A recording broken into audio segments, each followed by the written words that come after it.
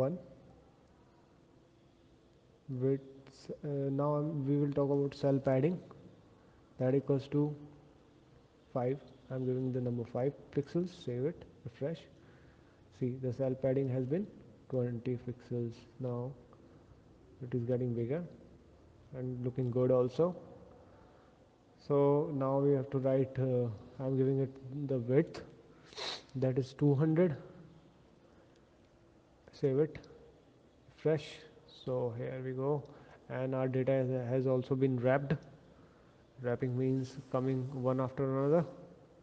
Height equals to 300. So saving it, refresh. Oh, okay, yeah. Cell padding is not letting it to reduce the size. Now here we go. I've reduced it to 5. Then I'm giving the width. We can also give the width in percentage also.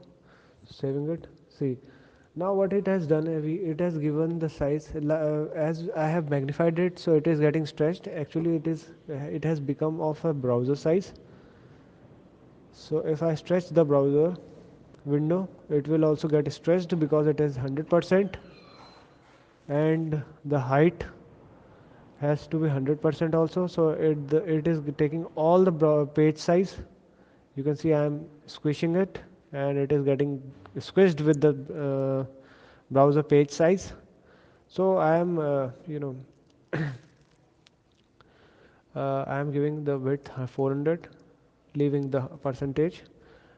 Height equals to 300. BG color red. I'm giving border also now, that equals to 2,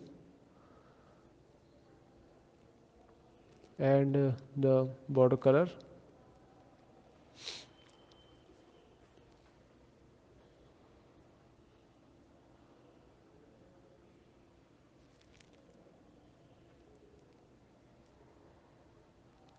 that is lime. Border color equals to lime. Saving it, refresh. So we have a good looking table here.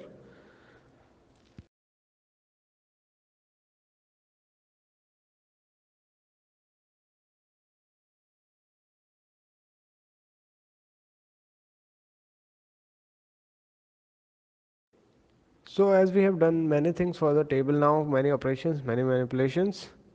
So I have to show you what align can do. So I am giving align inside a table tag.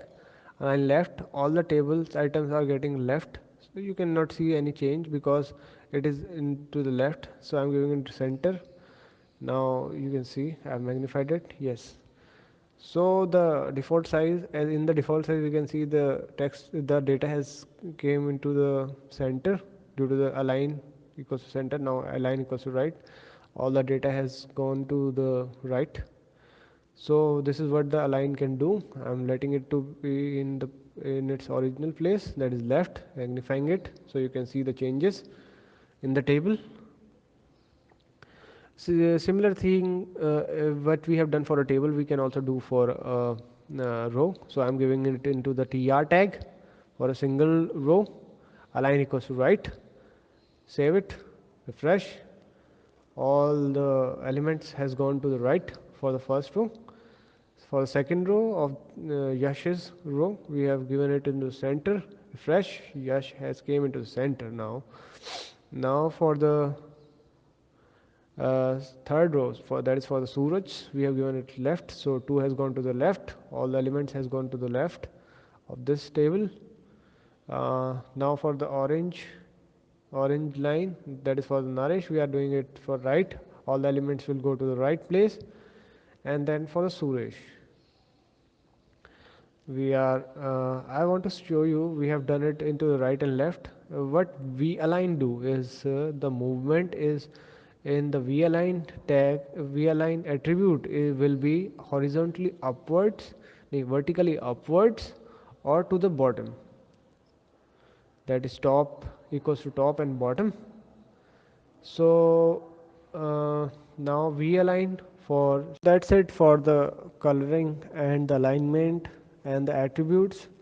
Now I want to show you some most important features in the table that will also become your assignment for today. So what it would be is, let us start an HTML tag and start body inside it. We don't need any head. So inside the body, let us start table, and close the table. Inside the table, we need to start a row, single row, first row, that is tr, and close it with the slash tr tag. Inside the tr, we need to give the data, so we need to provide it with the td tag, and then giving the value to be 0 inside it, closing the td tag. Yes, copying it, another td, that is 4 zeros in a single row. There you go, you can see the 4 zeros in a single row. Now we need to provide a border for a table. The border equals to 1, and